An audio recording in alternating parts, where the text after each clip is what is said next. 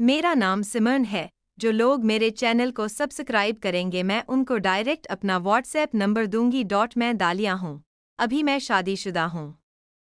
मेरी कहानी बताती हूँ। आज से 8 साल पहले की बात है। मेरे 2 भाई और 2 बहनें हैं। मैं सबसे छोटी हूँ। मेरे 2 मामा हैं। छोटे मामा और बड़े मामा दोनों प्राइवेट नौकरी करते हैं और कोलकाता में रहते हैं। मामा कोलकाता में फ्लैट किराए पर लेते हैं। मामा को कंपनी के काम के चलते महीने में 3 हफ्ते तक कोलकाता के घर जाना पड़ता है। मामी अकेले फ्लैट में रहती हैं। मामा की कई विनती पर मेरी माँ मुझे मामा के पास भेज देती हैं। मैं मामा के खर्चे पर कोलकाता में रहती थी और पढ़ाई करती थी। मामी और मैं खूब मस्ती करते थे। मामी और मेरे बीच वैसी यारी होती थी जैसे भाभी और भाभी या बहनें होती हैं। बातें होती थीं। जब मामा कोलकाता में तब मज़ा आता था, लेकिन मामा जब होता तो रात को मुझे अकेले ही रहना पड़ता। एक दिन रात लगभग 12 बजे मैं बाथरूम जा रहा था, तभी मेरे मामा की आवाज़ मेरे कानों में आई। मैं समझ गया कि ये आवाज़ क्या थी और क्यों आई। बाथरूम से लौटते हुए मैं और सहन नहीं कर पाया। खिड़की के फाके से नज़र डाल ली।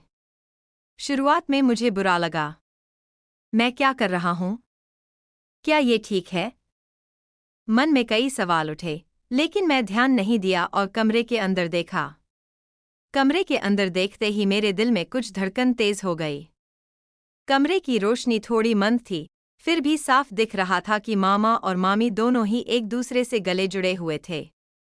पहले तो अपनी आंखों पर यकीन ही नहीं हो रहा था। दिमाग में एक साथ 1000 सवाल उठ रहे थे। क्या मैं गलत तो नहीं कर रहा हूँ? मैं ये क्यों देख रहा हूँ? क्या मुझे ये देखना चाहिए था? लेकिन जब भी आंखें हटाने की कोशिश की, एक अजीब सी ताकत मुझे फिर से खींच लाई। दिल के अंदर शर्म, डर और जिज्ञासा का अजीब सा मिश्रण था। धीरे धीरे खिड़की से हटकर अपने कमरे में जाकर दरवाज़ा बंद कर दिया। लेकिन दरवाज़ा बंद करने के बाद भी दिमाग से वो तस्वीरें नहीं मिटीं। उस रात लगभग नींद ही नहीं आई। अपने अंदर अपराध बोध हो रहा था, वहीं दूसरी तरफ लग रहा था कि यही तो जिंदगी का एक असली सच है। मैंने पहले कभी नहीं देखा था कि अगली सुबह मामा के सामने खड़ा होकर मुझे इतना अजीब लगे। मामा बिल्कुल वैसे ही मेरी बात कर रहे थे, हंस रहे थे जैसे कुछ हुआ ही नहीं, लेकिन मैं उनकी तरफ देख ही नहीं पा रहा था। मुझे लग रहा था अगर मामा समझ गए कि मैंने पिछले रात सब देख लिया है, तो क्या होगा। उस दिन दोपहर में मामा रसोई में खाना बना रहे थे और मैं उनके पास बैठकर बातें कर रहा था। अचानक मामा मुस्कुराए और बोले, दालिया, कल रात तो तू काफी देर तक जागी रही, नींद नहीं आई क्या? मैं ठिठक गया।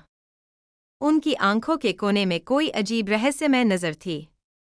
मेरे होंठ सूख गए। धीरे से मैंने कहा, नहीं, हाँ। मतलब? थोड़ा पढ़ाई कर रहा था मैं। मामी ने कुछ कहा नहीं, बस देखते हुए हंस दी। मेरे दिल के अंदर अचानक ऐसा कुछ हुआ जैसे कोई बेचैनी छा गई हो। लग रहा था मामी शायद सब समझ गई है। उस दिन से मामी के साथ मेरा रिश्ता थोड़ा अलग हो गया। पहले हम मस्ती में बातें करते थे। अब कभी कभी उसकी आंखों में कुछ ऐसा नजर आता जो मुझे अजीब लगता, कभी कभी जिज्ञासा भी जगाता। रात को मैं अपने कमरे में लेटा रहता लेकिन कान लगाकर सुनता रहता।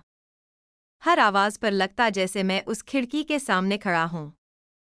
दिल के अंदर एक अजीब सी हलचल होती थी।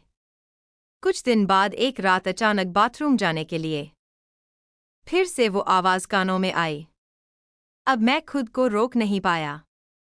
पाजिन खुद ब खुद खिड़की की तरफ बढ़ गया। रात लगभग 1 बजे थी। फ्लैट के चारों तरफ अजीब सी खामोशी थी। घड़ी की टिक टिक सुनाई दे रही थी, लेकिन मेरे दिल के अंदर जैसे तूफान उठा हुआ था। मैं बिस्तर पर लेटा था पर नींद का नामोनिशान नहीं था। अचानक फिर से वही आवाज कानों में गूंजने लगी। मैं खुद को रोक नहीं पाया। पाजिन खुद ही खिड़की की तरफ खींचने लगा। मैंने खिड़की के फाक से झांक कर देखा। अब रोशनी पूरी तरह थी, लेकिन सब कुछ साफ दिख रहा था।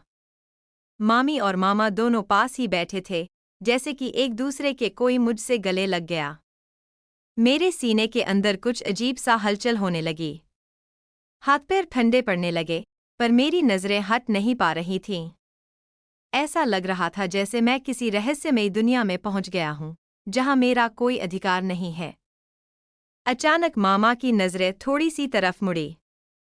मैं डर गया और जल्दी से हटकर अपने कमरे में जाकर दरवाज़ा बंद कर लिया। सीना जोर-जोर से धड़क रहा था। मन में ख्याल आया कि कहीं उन्होंने मुझे देख तो नहीं लिया। कमरे में आकर लाइट बंद करके लेट गया, लेकिन नींद नहीं आ रही थी। मेरे दिमाग में वही नज़ारा और मामा की नज़रें बार-बार घूम रही थीं। अगले दिन सुबह मामा के सामने खड़ा होते ही मेरा दिल जोर से धड़कने लगा। उठी। वो हंसते हुए आराम से बात कर रहे थे, लेकिन मुझे लग रहा था कि उन्हें सब पता है।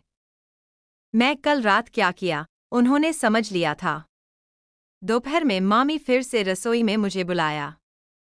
मैं गई और बैठी ही थी कि वो हल्की हंसी के साथ बोले, दालिया, तू बहुत चुप हो गई है।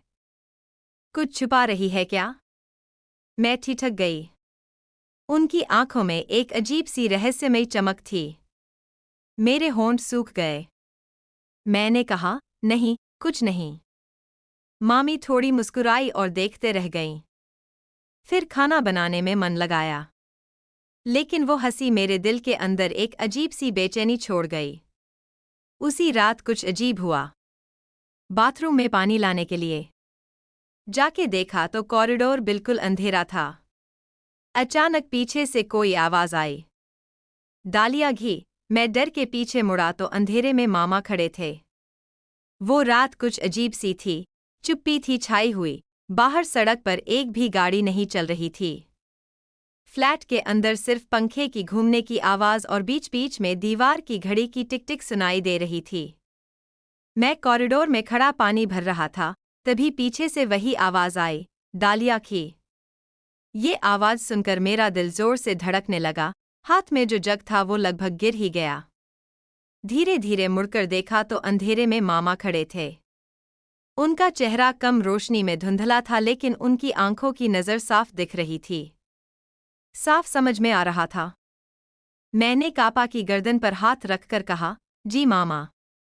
वह कुछ देर चुपचाप घूरते रहे। फिर हल्की गंभीर आवाज में बोले, तू अभी तक सोया नहीं है? मैं हंसने का नाटक करते हुए बोला, नहीं, पानी लाने आया था। मामा की नज़र इतनी तीखी लग रही थी कि ऐसा लग रहा था जैसे उन्होंने मेरे मन के सारे राज जान लिए हों। उस नज़र को सहन नहीं कर पाया, जल्दी से कमरे में वापस जाकर दरवाज़ा बंद कर दिया। बिस्तर पर लेटा रहा, पर नींद बिल्कुल नहीं आई। दिल के अंदर धड़कन तेज हो रही थी। कानों में बार बार वही आवाज गूंज रही थी। और सोच रहा था कि मामा सच में जानते हैं क्या मैं पिछले कुछ रातों से क्या देख रहा हूं। कैसे खिड़की के फाक से उकी दे दिया। अगले दिन सुबह कुछ अजीब सी थी। मामा पहले की तरह सामान्य अंदाज में मुझसे हंसते हुए बात कर रहे थे, लेकिन मैं बार बार अपनी नजरें नीचे गिरा रहा था। ऐसा लग रहा था जैसे हर एक शब्द के पीछे कोई रहस्यमय बात छुपी हो। मामी भी उस दिन मेरी तरफ देखकर मुस्कुरा रही थी। उस मुस्कान में कुछ ऐसा था जो मुझे अंदर से बेचैन कर रहा था, लेकिन फिर भी खींच रहा था। दोपहर के खाने के बाद जब मामा ऑफिस चले गए, मामी अचानक मुझे रसोई में बुलाकर बोली, डालिया, आज तू मेरे पास ही रहेगी, कहीं नहीं जाएगी। मैं हैरान था लेकिन कुछ नहीं कहा, उसके साथ बैठकर बातें करने लगा। लेकिन ध्यान दिया, मामी की आंखों में आज कुछ अलग सा था, जैसे वो मुझसे कुछ कहना चाहती हो। शाम होते ही अचानक बिजली चली गई। पूरा फ्लैट अंधेरे में डूब गया। बाहर से थोड़ी चांदनी खिड़की से अंदर आ रही थी। मैं मामी के कमरे में बैठा था। वो मोमबत्ती ढूंढ रही थी। अचानक वो मेरे पास आकर धीरे से मेरा हाथ पकड़कर बोली, डर लगा क्या? मैं कांपती आवाज में बोला, नहीं। पर दिल के अंदर कुछ अजीब सी घबराहट हो रही थी। मामी धीरे धीरे मेरा हाथ कसकर पकड़ती हुई बोली, डालिया, तू अलग है, मैं तुझे किसी और नज़र से देखती हूँ। मैं चौंक कर उसे देखने लगा, कुछ कहने से रहा। शब्द नहीं मिल रहे थे, दिल के अंदर लहरें उठ रही थी। लग रहा था मैं ऐसे रास्ते पर चल पड़ा हूँ जिसका आखिर पता नहीं। तभी अचानक दरवाज़ा चर्र से खुला। कॉरिडोर से आती मोमबत्ती की मंद रोशनी में खड़ा था मामा, उसकी आंखों में तेज नज़र, होठों पर अजीब सी सख्ती। कमरे का माहौल पल भर में बदल गया, जैसे सन्नाटे में बिजली गिर गई हो। मैं सन्न रहकर मामा की तरफ देखता रहा। मामा का हाथ अभी भी मेरे हाथ में था। तीनों की निगाहें मिली और उसी एक पल में मैं समझ गया कि इस फ्लैट के अंदर जितना मैंने सोचा था उससे कहीं ज्यादा गहरा राज छुपा है। अचानक दरवाज़ा खुला और मामा खड़े थे। वो पल जैसे पूरी माहौल ही बदल गया। मेरे अंदर कुछ ऐसा कांप उठा। मामा का हाथ अभी भी मेरे हाथ में मजबूती से था। मैं जल्दी से उसका हाथ छुड़ा लिया और सिर नीचे करके खड़ा हो गया। मामा की आंखें अजीब सी तीखी हो गई थी। उनकी नज़र कभी मुझ पर तो कभी मामा पर घूम रही थी। उस नज़र में मैं डर के मारे सिकुड़ रहा था, पर अंदर कहीं एक रहस्यमय खिंचाव मुझे पकड़ रहा था। मामा मुस्कुराए, लेकिन उस मुस्कान में एक तरह की चुनौती थी। ये रोशनी और अंधेरा सब कुछ अलग ही था। देखो ना, मामा कुछ बोले नहीं, बस घर में अंदर जाकर मोमबत्ती मेज पर रख दी। फिर धीरे धीरे मेरी तरफ देखते हुए बोले, डालिया, तुम अब जाकर आराम करो। उनकी आवाज़ में एक दबा हुआ गंभीरपन था। ऐसा अंदाज सुनने में भी कम ही आता है। मैं बिना कुछ बोले जल्दी से अपने कमरे में चली गई। दरवाज़ा बंद कर लिया। पर दिल के अंदर डर अभी भी कम नहीं हुआ था। लग रहा था मामा कुछ समझ गए हैं। मामा ने मेरी हाथ ऐसे क्यों पकड़ा? और मैं कुछ क्यों नहीं बोल पाई? रात भर मैं सो भी नहीं पाई। बार बार सोचती रही कि पास वाले कमरे में क्या हो रहा होगा। मामा और मामी की आंखों में आंखें डालने का असली मतलब क्या होता है। खिड़की के फाड़ से देखने की हिम्मत अब नहीं हुई, लेकिन कान लगाए हुए रहा। आधी रात के बाद भी फुसफुसाने की आवाज़ें सुनाई दे रही थीं। ऐसा लग रहा था कि उनकी बातों में मेरा नाम भी कभी कभी आ रहा है। दिल के अंदर डर और रोमांच दोनों एक साथ दौड़ रहे थे। अगले दिन सुबह मामा बिल्कुल चुप थे, लगभग कुछ बोले नहीं। मामी तो और भी खुश लग रही थी, जैसे पिछली रात की घटना में कोई राज छुपा हो जो सिर्फ उसकी आंखों में झलक रहा हो। दोपहर के खाने के बाद मैं किताब पढ़ने का नाटक कर रहा था, लेकिन मन बार बार दूसरी तरफ जा रहा था। तभी मामी मेरे पास आकर बैठीं और धीरे धीरे बोलीं, डालिया, तू डर रही है क्या? मैं हैरान होकर देखती रह गई, गले से कोई आवाज़ नहीं निकली।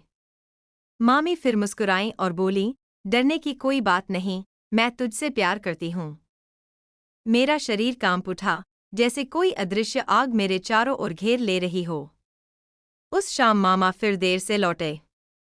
मैं अपने कमरे में थी, बाहर से दरवाज़ा खुलने की आवाज़ सुनाई दी। फिर फुसफुसाने की आवाज़ आई। अजीब बात यह थी कि इस फुसफुसाहट में मेरा नाम साफ सुनाई दिया, डालिया। मेरे सीने के अंदर कुछ हलचल सी होने लगी, दिल घबराने लगा। वे जानबूझकर मेरा नाम ले रहे थे। मैं बिस्तर से उठकर खिड़की के पास खड़ा हो गया। ऐसा लग रहा था जैसे एक और रहस्य का दरवाज़ा खुलने वाला है। तभी दरवाजे पर दस्तक हुई। मैं चौंक गया। बाहर से बहुत धीमी आवाज़ में आवाज़ आई, दलिया, दरवाज़ा खोलो। जैसे ही दरवाजे पर दस्तक हुई, मेरे सीने में कुछ अजीब सा धक हो गया। ऐसा लग रहा था जैसे पूरा शरीर ठंडा पड़ गया हो।